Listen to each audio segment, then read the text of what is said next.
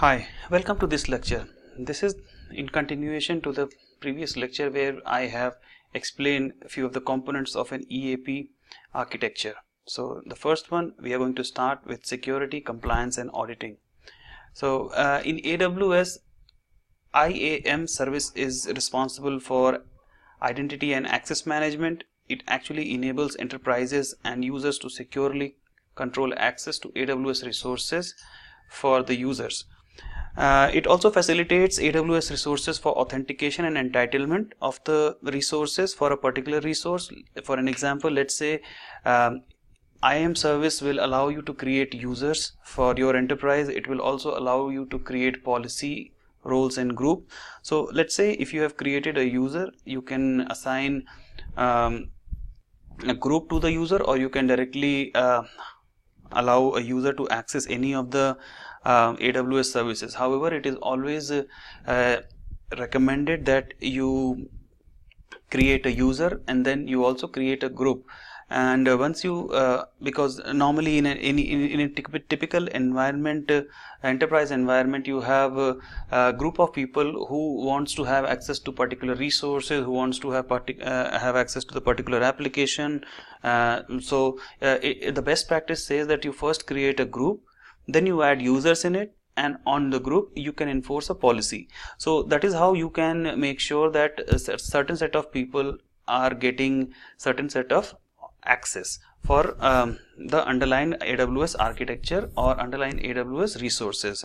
So individual accounts can be associated with multiple user groups, and multiple policies can be enforced on individual user groups. So not only this, if a user belongs to multiple groups and multiple groups have different multiple policies, definitely the user will have an overlapping authorization effect. However, when we talk about IAM role, it is used to set permission which are defined to AWS resources and applications to assume. So basically, roles are utilized by the applications or maybe AWS services that can assume roles. So for a typical example could be, let's say a Lambda service can assume a role of EC2 admin, or maybe it can be allowed as a EC2 user. So you can definitely create a role, enforce a policy on it, and then you can associate an application or an AWS service which can internally access or can be restricted from AWS resource access.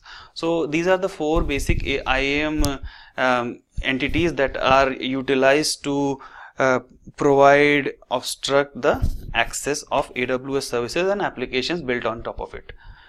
So not only this, AWS IAM also enables SAML and OpenID integration. So IAM and this helps enabling enterprise level application and AWS infrastructure access. So let's say if you have a SAML based authorization, you can definitely integrate with your AWS account, and then you can have a web identity federation with Amazon, Google and Facebook. So that is basically a cognito service that you can identity federation that you can use. However, in a typical enterprise environment, you would not want to integrate Amazon or Google or Facebook IDs, but definitely these IDs can be utilized when it comes to apps like Facebook, or let's say Google account, or maybe you are building a food order app. So something like that can utilize the Amazon Cognito service. So this was all about AWS IAM. Now I will also talk about other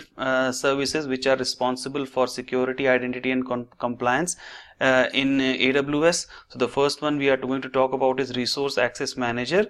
It is also called RAM, that enables you to share your resources with any AWS account or through AWS organization. So using this, you can actually allow or restrict access of application or resources of one AWS account to another AWS account, or vice versa. So it is very helpful service through which you can actually control your multiple AWS account. You can also make sure that your cost is optimized, and you can share the AWS resources across the accounts. So moving on to the next one, which is a secret manager. So secrets manager is it helps you to protect access to your application, services and IT resources. You can easily rotate, manage and retrieve database credentials, API keys and other secret throughout their life cycle. So this is basically for managing your keys, your API credentials, your database credentials, and you can based out of the compliance requirement, you need to have multiple policies and checks and balances which you need to put in the keys and the on keys as well as on the passwords. So that can be taken care by this throughout the life cycle of an application. Moving on to the guard duty. Guard duty is a continuous security monitoring service. It analyzes and processes the following data sources. So within the AWS ecosystem, we have VPC flow logs, AWS CloudTrail events logs and DNS logs. So all these logs are captured in S3 storage, and then it is analyzed using guard duty. So this actually enhances the security, and it also checks and alerts the admins to make to enhance their security policies. Amazon Inspector enables you to analyze the behavior of your AWS resources and helps you to identify potential security issues. So it basically identifies the security threats, and then it also alerts you to make sure that you can make changes in your security features while it gives you proper analysis. Amazon Macy is yet another service that is used for recognizing sensitive data like PIIs and GDPR policies. So these are this is one of the very essential service which is utilized in environments like banks and telecommunication, where your personal information is stored. So definitely this is one of the very important service that uses machine learning to automatically discover, classify and protect sensitive data in AWS. AWS Organization is a service that enables you to centrally apply policy-based control across multiple accounts. So basically, let's say if you have you have set up AWS Organization, so you can have one billing account, and then you can have a sub account. So basically, you can manage AWS multiple AWS account in a very efficient way. If I have to show you like how AWS accounts is managed using AWS organization, so let's go to the AWS console and I will show you how we utilize it.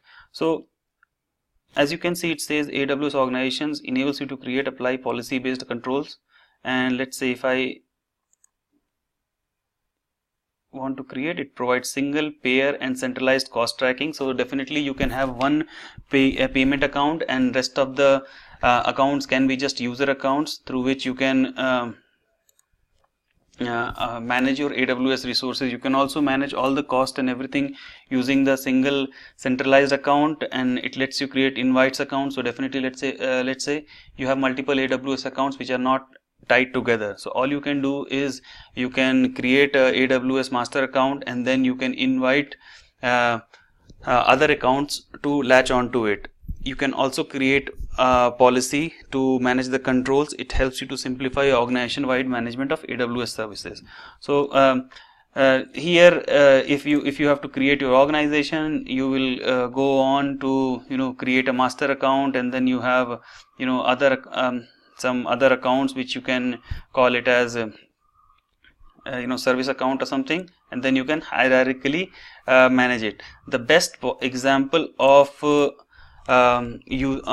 AWS organizations is like, let's say if you have multiple business verticals. So let's say you have finance, you have IT, you have other business functions like sales and marketing, and you want to make sure that they are utilizing their IT budget in a separate way. So you can actually create different accounts for different organization verticals, and then you can fix their budget. You can see see that on a monthly basis how much they are how much cost they are incurring, how much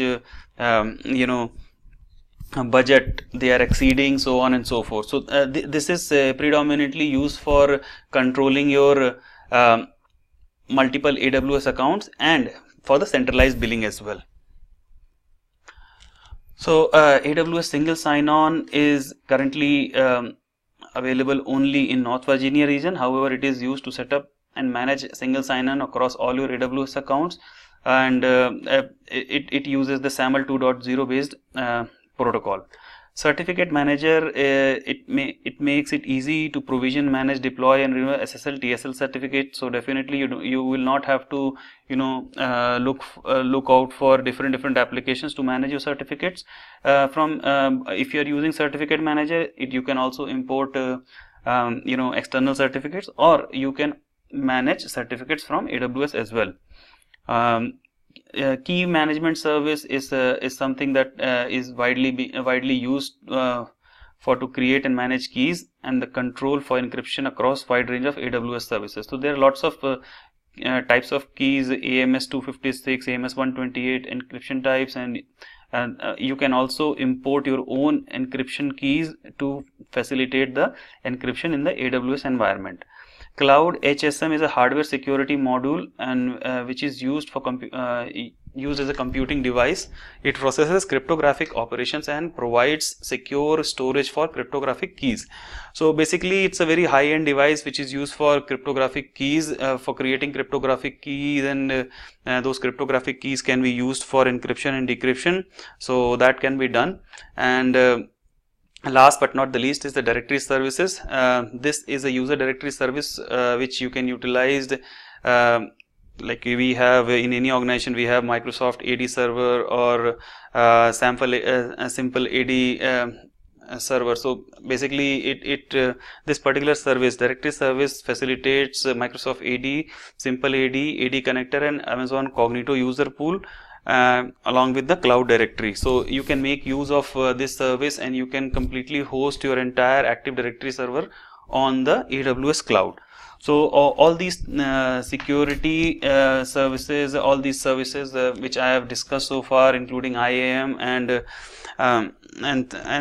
lots of services that I was talking about, they are used for compliance and for security. And comprising all these services, you can make use of the security features that are available in AWS. Definitely, there are different use cases based on in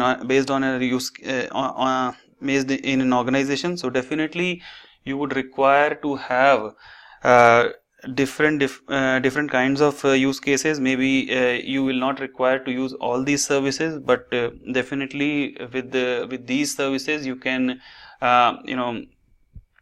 compose a feature which can provide a robust security feature in your EAP environment. So hopefully this lecture was useful, and I will see you in the next lecture. Thank you.